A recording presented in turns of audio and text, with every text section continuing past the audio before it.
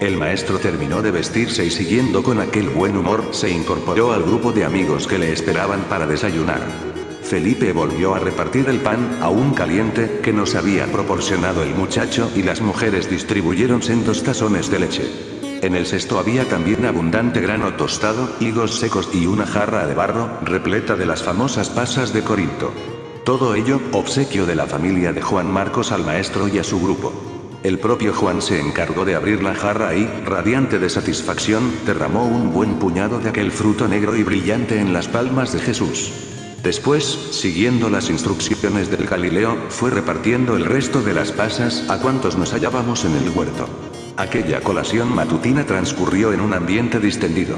Los apóstoles parecían algo más calmados que en la noche anterior, aunque algunos como Pedro, Tomás y el Celotes, no tardaron en descubrir que faltaba Judas. Sin embargo, por los comentarios que pude captar, los discípulos lo atribuyeron a las obligaciones habituales del Iscariote como administrador general del grupo y, más concretamente, a los detalles de la preparación de la inminente fiesta de la Pascua. Ninguno de los ahí reunidos, por cierto, sabía dónde y cómo pensaba celebrarla el maestro.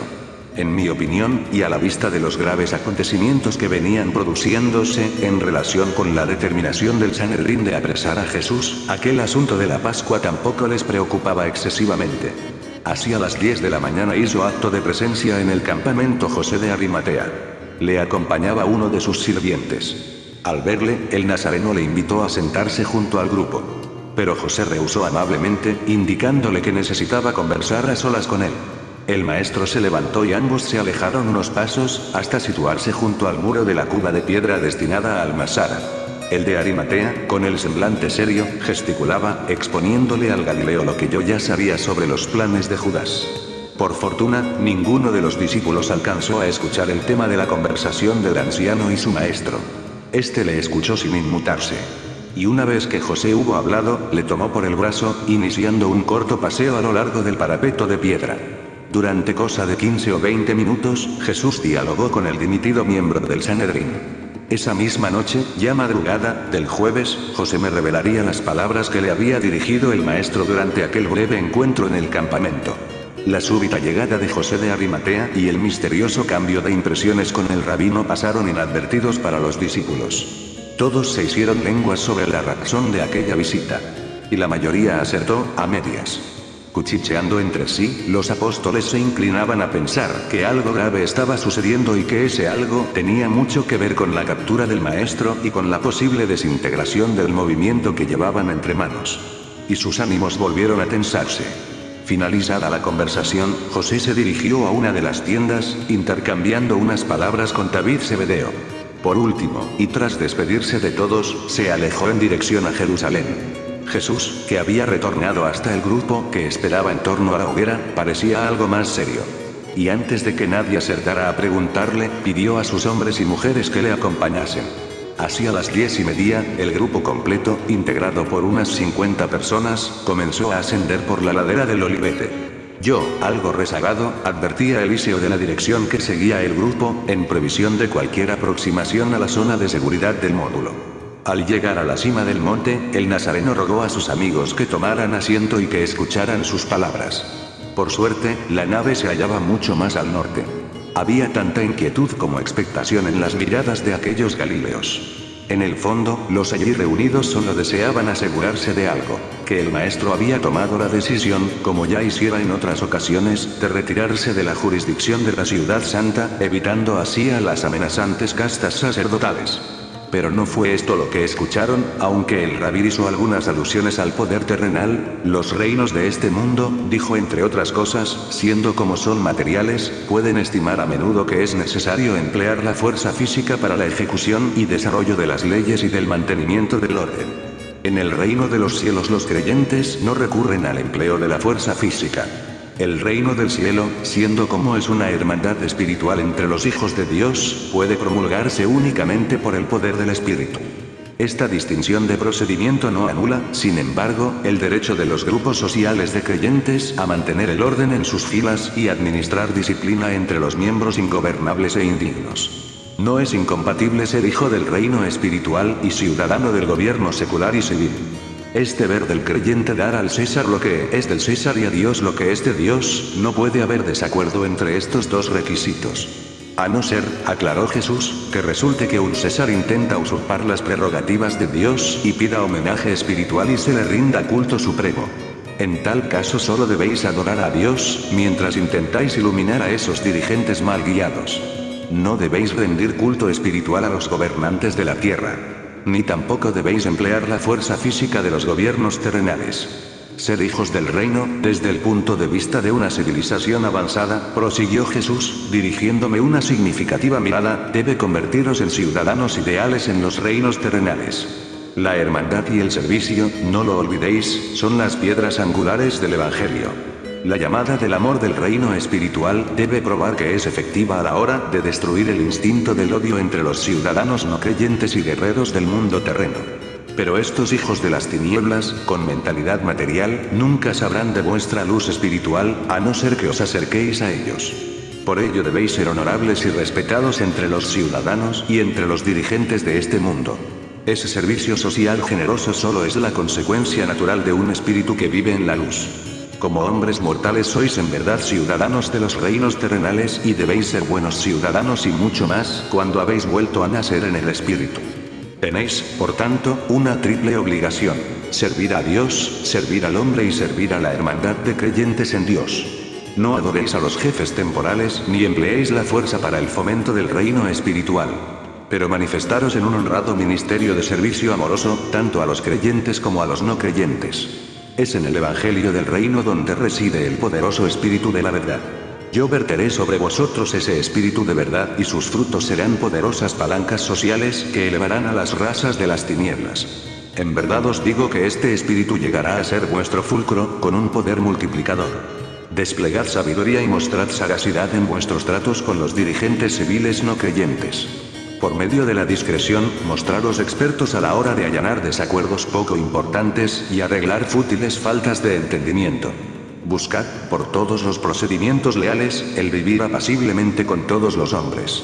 Sed siempre sabios como las serpientes y tan inofensivos como las palomas, seréis mejores ciudadanos si sabéis iluminar vuestro espíritu con la verdad del Evangelio.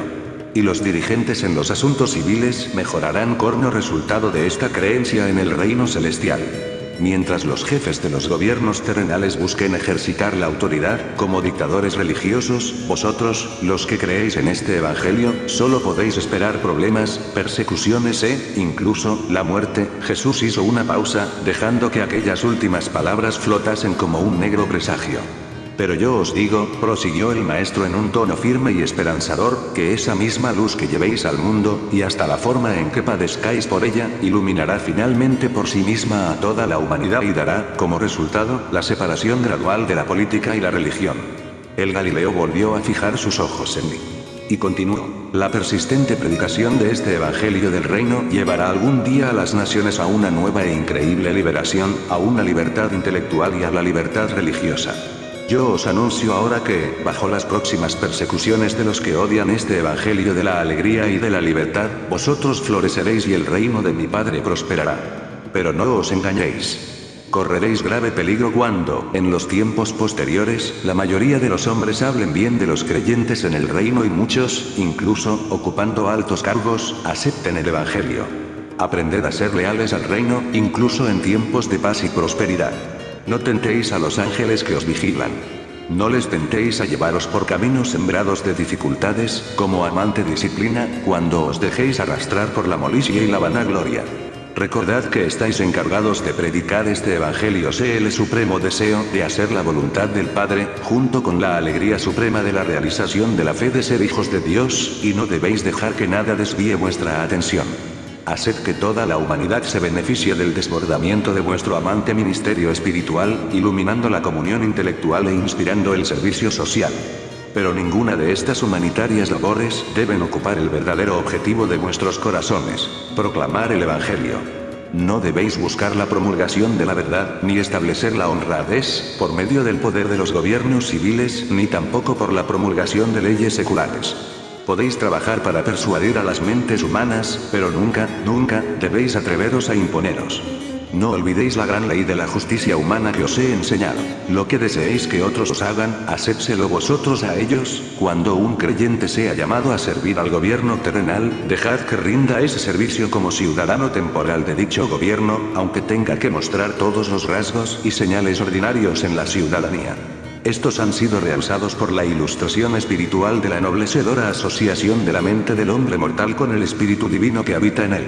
Si el no creyente llega a cualificarse como un sirviente civil superior, debéis preguntaros seriamente si las raíces de la verdad de vuestro corazón no han muerto por falta de las aguas vivientes de la comunión espiritual con el servicio social. La conciencia de ser hijos de Dios debe acelerar toda la vida de servicio a vuestros semejantes. No debéis ser místicos pasivos o desvaídos ascetas. No debéis volveros soñadores o veletas, cayendo en el cómodo letargo de creer que una ficticia providencia os va a proveer, incluso, de lo necesario para vivir. En verdad, debéis ser suaves en vuestros tratos con los mortales que se equivocan. Y pacientes en vuestras conversaciones con los hombres ignorantes. Y contenidos ante la provocación, pero también debéis ser valientes a la hora de defender la honradez y fuertes en la promulgación de la verdad y hasta audaces para predicar este evangelio del reino. Y deberéis llegar hasta los confines del mundo, este evangelio es una verdad viviente. Os he dicho que es como la levadura en el pan y como el grano de mostaza. Y ahora os declaro que es como la semilla del ser viviente que, de generación en generación, mientras siga siendo la misma semilla viviente, se despliega indefectiblemente en nuevas manifestaciones y crece de forma aceptable, adaptándose a las necesidades peculiares y condiciones de cada generación. La revelación que os he hecho es una revelación viva. El Galileo recalcó estas dos últimas palabras con una fuerza indescriptible. Una revelación viva, dijo, y es mi deseo que lleve frutos apropiados a cada individuo y a cada generación, de acuerdo con las leyes del crecimiento espiritual. Es mi deseo que se incremente y que tenga un desarrollo. De generación en generación, este evangelio debe mostrar vitalidad creciente y mayor hondura de poder espiritual. No se debe permitir que llegue a ser un simple recuerdo sagrado, una mera tradición sobre mí o sobre los tiempos en los que ahora vivimos. Aquella mirada profunda y afilada como un puñal se paseó por todos y cada uno de los oyentes. Y al llegar a mí, Jesús volvió a repetirlas. No se debe permitir que llegue a ser un simple recuerdo sagrado, una mera tradición sobre mí o sobre los tiempos en los que ahora vivimos. Después, descendiendo a un tono más calmado, prosiguió. Y no olvidéis que no hemos dirigido un ataque personal a los individuos, ni a la autoridad de los que se sientan en la silla de Moisés. Tan solo les hemos ofrecido la nueva luz, que ellos han rechazado con tanto vigor. Hemos arremetido contra ellos solo por su deslealtad espiritual para con las mismas verdades que confiesan enseñar y salvaguardar. Hemos chocado con estos establecidos dirigentes y reconocidos jefes solo cuando se han opuesto directamente a la predicación del Evangelio.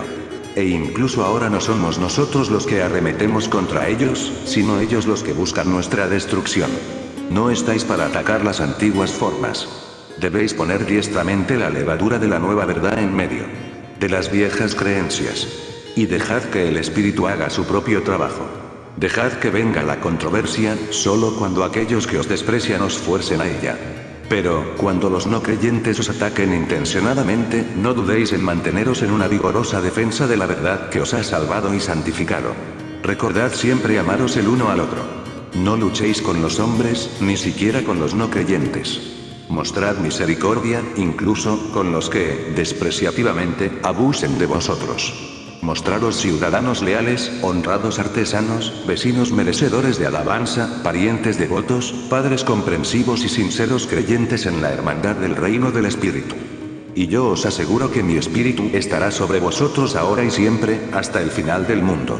Entre las horas sexta y nona, en nuestro sistema horario actual podrían ser las 13 horas, Jesús dio por finalizada su alocución. Y fueron los griegos que asistían a la reunión los que más preguntas formularon. Desde mi punto de vista, aquellos gentiles habían asimilado mejor que los propios apóstoles las intenciones y enseñanzas del Maestro. Los 11 casi no abrieron la boca. Y si debo juzgar por sus comentarios mientras descendíamos hacia el campamento, no terminaban de entender qué relación podía existir entre sus martirios, persecuciones y muerte anunciadas por el Rabí, y la inevitable propagación del Evangelio por todo el mundo. Persuadidos como estaban, con la excepción del joven Juan, de que aquel reino del que hablaba Jesús tenía mucho que ver con un sistema político que liberase a Israel de la dominación extranjera, tampoco acertaban a comprender que la difusión de la verdad pudiera llevarse a efecto sin la promulgación de leyes seculares, como había pedido el maestro.